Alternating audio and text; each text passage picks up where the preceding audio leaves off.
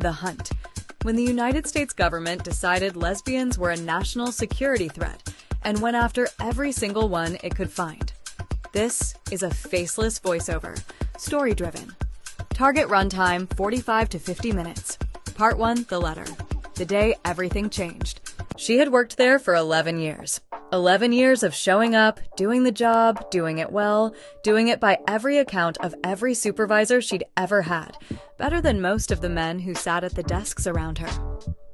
11 years of early mornings and long afternoons, and the particular satisfaction of work that matters in a place at the center of the most powerful government on Earth.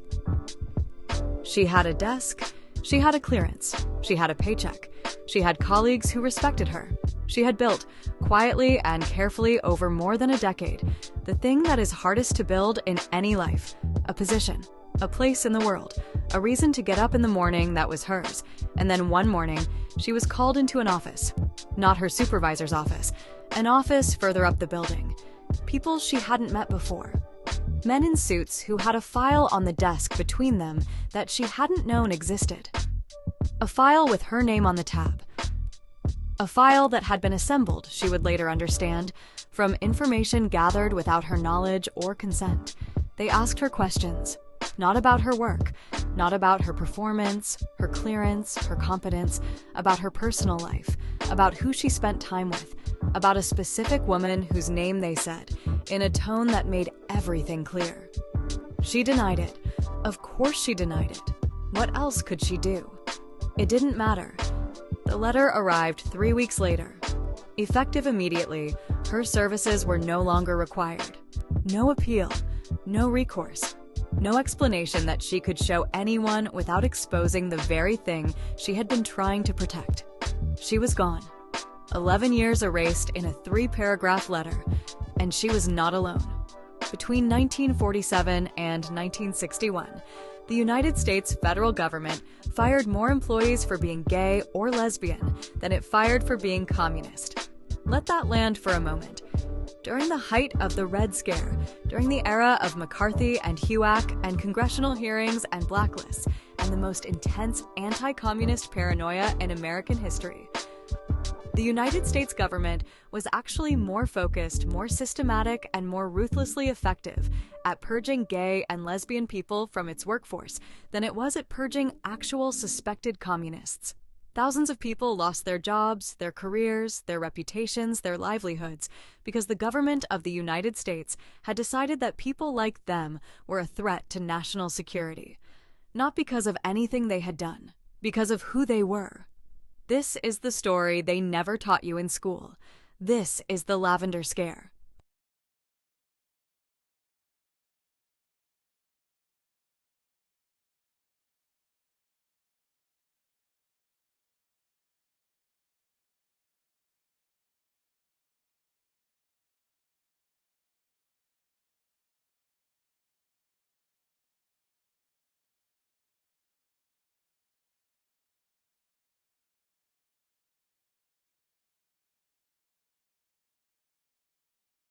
To understand the Lavender Scare, you have to understand the world that produced it. The Lavender Scare did not happen in a vacuum. It happened at the intersection of two enormous forces operating at fever pitch. The first force was the Cold War. The Second World War ended in 1945 with the United States as the dominant power in the world. Almost immediately, a new threat materialized on the horizon: the Soviet Union. In 1949, the Soviets tested their first atomic bomb, and America lost its monopoly on the most terrifying weapon ever built. The fear this produced was not irrational because the Soviet Union was a real geopolitical adversary. There were real spies and real cases of government information being passed to Soviet intelligence. But fear expanded beyond its actual subject into a generalized terror and culture of suspicion. That culture consumed people who had nothing to do with espionage. An accusation of communist sympathies could be almost as powerful as a conviction. This is the world of McCarthyism, with senators waiving lists and hearings that ruined careers. The second force was a deep anxiety about gender and sexuality and the consequences of loosening rigid categories. The post-war era pressured society to restore an order disrupted by the war and push women back into domestic roles. Women who proved they could do traditionally male jobs during the war were being encouraged to leave the workforce. The Restoration Project was faltering because female independence resisted being pushed back into the bottle. Gay men and lesbian women were seen as a particular threat because they did not organize their lives around the heterosexual family. Their existence was labeled deviant and framed as politically threatening and disloyal. And in 1950, loyalty was everything. Let's talk about how the purge actually worked. Because it wasn't random and it wasn't occasional. It was a system. A functioning, funded, sustained system with procedures and personnel and a chain of command. At the center of it was a unit within the State Department initially, though the apparatus quickly spread to other agencies, specifically dedicated to identifying and removing homosexual employees. How did they find them? Several ways, and each one is worth understanding, because each one illustrates a different dimension of what it means to live in a world where the government has decided to hunt you. The first method was the most basic: tips. The State Department, the FBI, and other agencies established informal networks through which employees could report suspected homosexuals among their colleagues. Think about what this created. You are at work. You are being careful. You are always careful. You have always been careful. You know the stakes. But one day, a colleague sees something, or thinks they see something, or decides for reasons that may have nothing to do with what they actually believe about you, such as resentment, rivalry, or personal dislike, to call the tip line. And now there is a file with your name on it. You don't know the file exists. You can't read it, correct it, or challenge it. It sits there, accumulating information, while you go on showing up to work every morning, doing your job, being careful. J. Edgar Hoover's FBI maintained files on gay and lesbian individuals on a scale that was not fully understood until decades later, when some of these records became available. The FBI tracked known gathering places for gay men and lesbian women in Washington, D.C., the bars, the parks, the private parties, and maintained lists of people seen at these locations. Being seen at a gay bar was enough to open a file. You didn't have to do anything. You had to exist in a particular place, among particular people. That was enough.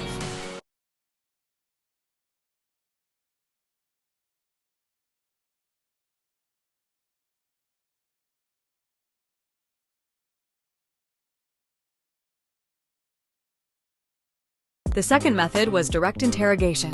When a file had accumulated enough, they were called in.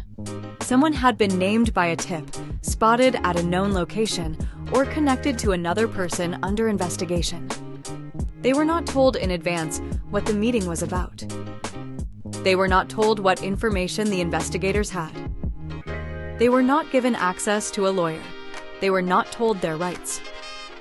They sat across a desk from investigators who had a file full of information about their private life. The file detailed friendships, associations, and where they had spent their evenings. Investigators used that information strategically, revealing just enough to establish that they knew. They left the rest implied and watched the person across the desk calculate how to respond. The choice presented was brutal. Confirm your own homosexuality and be fired immediately, your career destroyed and your family notified. Or name names and give investigators the next thread to pull. Perhaps then, you might be allowed to resign quietly rather than be fired explicitly. Many people named names under this kind of pressure with no witnesses and no rights. And the network expanded as every name given led to another file and another interrogation. It was a machine designed to feed itself. Those who refused and said nothing paid a higher immediate price. But by refusing, they retained something others sometimes never recovered. The knowledge that they had not taken someone else down mattered more than the job for some. The third method was guilt by association. If you knew someone who was gay, that association could be suspicious. The logic of investigations spread outward from individuals to everyone connected to them. This created terror for people who were not themselves gay, but had gay friends. They had to choose between cutting ties with people they cared about or risking their careers. Many people were forced to make that choice. For gay and lesbian people, watching this happen, it produced a particular kind of loneliness. They watched friends pull away and the social fabric of their lives thin as people calculated the cost of association. It was the loneliness of watching people you trusted decide you were too expensive to know. Most people who were fired during the Lavender Scare did not fight back. They couldn't, because fighting back meant confirming what they had been fired for in public and in court. The consequences of that confirmation were potentially worse than the job loss itself. But some people fought. Fannie Mae Clackham was an Air Force reservist who was discharged in 1952 on the grounds of homosexual tendencies. She was not told what evidence the Air Force had against her. She was not given the opportunity to confront her accusers or challenge the evidence. She was simply discharged. She decided to sue. To sue the Air Force in 1952 was to put your name and private life into the public record. It was to become permanently identifiable and to accept that privacy was no longer protectable. The case moved through the courts for years, and in 1960, the Court of Claims ruled in Clackham's favor. The court found the Air Force had not followed proper procedures in her discharge. She won on procedural grounds, but not on the principle that discharging someone for homosexuality was unconstitutional. It was a narrow victory that did not change the policy or protect thousands of others. But it was a victory won by a woman who refused to accept that her government could do this to her without showing the evidence. She fought when almost no one was fighting, and when the cost of fighting was enormous. She deserves her name spoken aloud.